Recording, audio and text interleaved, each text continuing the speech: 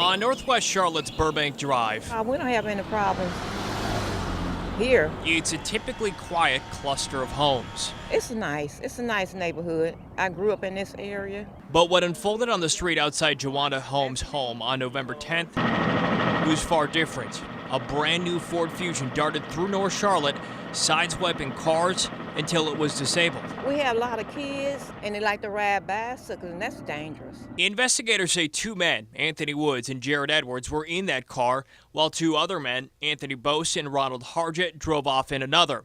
The feds say all four had robbed this bank and had something else in common. They were all in rental cars. It's obviously become more prevalent. Iredell County Sheriff Campbell says his deputies see rental cars used in crime all the time.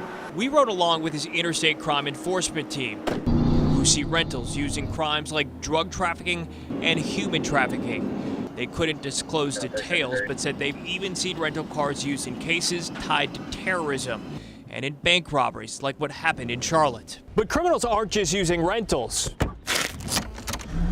In this case, none of the cars were rented using any of the suspects' names. It's unlikely they could have, given their criminal histories. Federal court records reviewed by Channel 9 allege Wood's mother rented one of the cars, while a female friend of Bose rented another just a day before the alleged crime. They say, hey, I didn't know it. I didn't give them permission. They took it without me, Campbell says using rental cars gives criminals a handful of benefits. If officers run a license plate, they don't immediately know who is inside.